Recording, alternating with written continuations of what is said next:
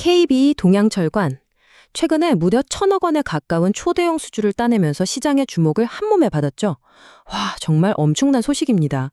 근데 이 회사가 오랫동안 적자에 시달려왔다는 사실 알고 계셨나요? 과연 이건 인생 역전의 기회일까요? 아니면 반짝하고 사라질 함정일까요? 오늘 이 질문의 답을 한번 같이 찾아가 보시죠.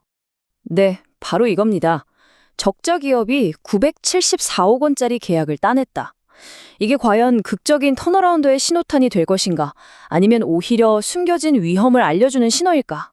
지금부터 그 속을 아주 자세히 들여다보겠습니다. 우선 KBI 동양철관이 어떤 회사인지부터 간단히 짚고 넘어갈게요. 1973년에 세워졌으니까 역사가 꽤 깊은 준견 강관 제조업체입니다. 특히 그냥 파이프가 아니고요.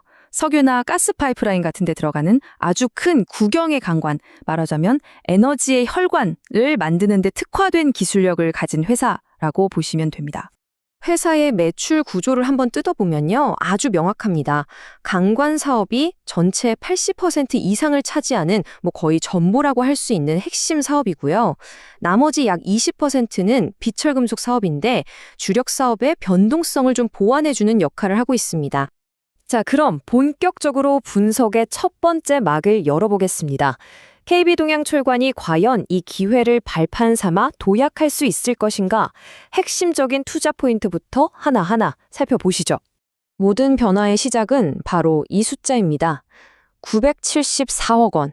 최근 이라크에서 따낸 대규모 프로젝트의 계약 금액이죠. 이 숫자야말로 KBI 동양철관의 미래를 바꿀 수 있는 가장 강력한 촉매제라고 할 수 있겠습니다. 그런데 이라크 프로젝트가 전부가 아닙니다. 더 큰 그림이 있어요.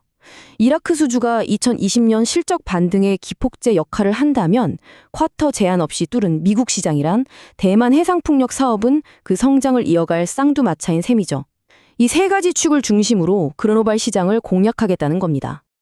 아니, 어떻게 이런 대형 계약들을 따낼 수 있었을까요? 그 비결이 바로 이 회사가 가진 강력한 경제적 해자, 즉 기술력에 있습니다. 국제표준인 미국 석유협회 API 인증은 기본이고요. 특히 고압에서도 버틸 수 있는 파이프를 만드는 SAW 특수 용접 기술, 이거 아무나 따라할 수 없는 핵심 경쟁력입니다. 이 두 가지가 다른 회사들이 쉽게 넘보지 못하는 진입장벽이 되는 거죠.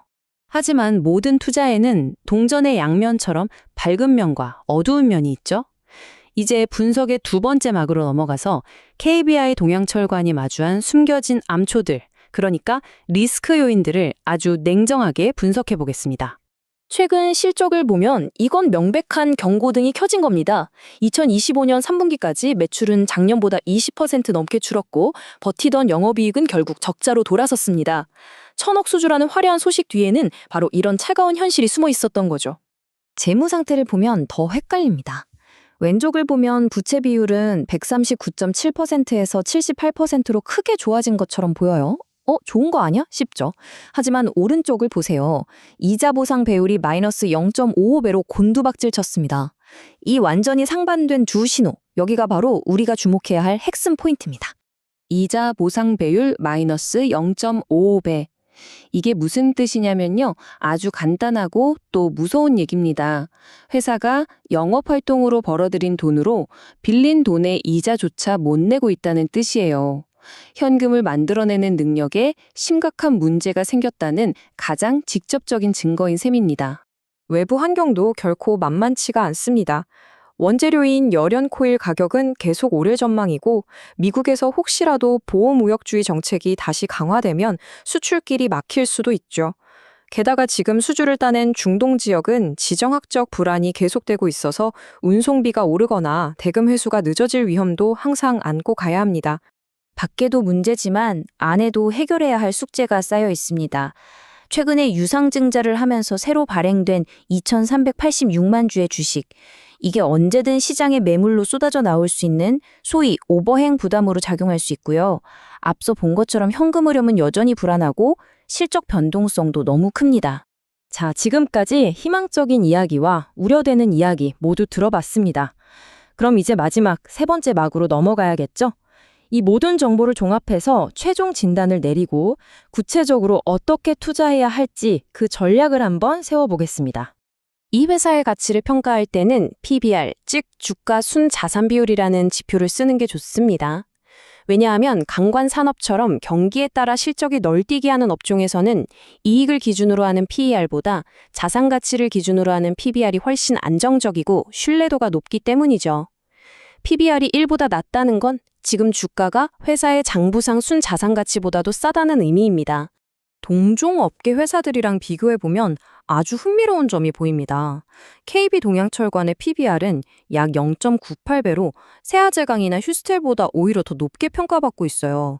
그런데 정작 돈을 버는 능력인 영업이익률은 훨씬 낮죠? 이건 뭘 의미할까요? 바로 시장이 이라크 수주 같은 독보적인 성장 가능성에 프리미엄을 주고 있다는 뜻으로 해석할 수 있습니다.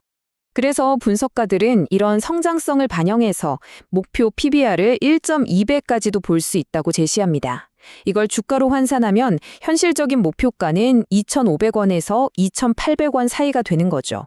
현재 주가랑 비교하면 상당한 상승 여력이 있다고 보는 겁니다. 자, 이것이 바로 오늘 분석의 결론이자 가장 중요한 매매 전략 요약입니다. 추천하는 매수 구간은 1,700원에서 1,850원, 단기적인 목표가는 2,200원, 그리고 이라크 프로젝트가 성공적으로 진행된다는 전제하에 중장기 목표가는 3,000원 이상까지도 제시되고 있습니다. 하지만 만약 주가가 1,500원 아래로 떨어진다면 그때는 손절을 통해 리스크를 관리해야 합니다. 결국 KBI 동양철관, 이 이야기는 과연 해피엔딩의 턴어라운드 스토리가 될까요? 아니면 투자자들을 유혹하는 가치 함정으로 기록될까요? 그 최종적인 답은 이라크 프로젝트의 매출이 본격적으로 찍히기 시작할 2026년 실적이 말해줄 겁니다. 과연 이 거대한 기회를 성공적인 결과로 만들어낼 수 있을지 그 과정을 지켜보는 것이 앞으로의 핵심 관전 포인트가 되겠습니다.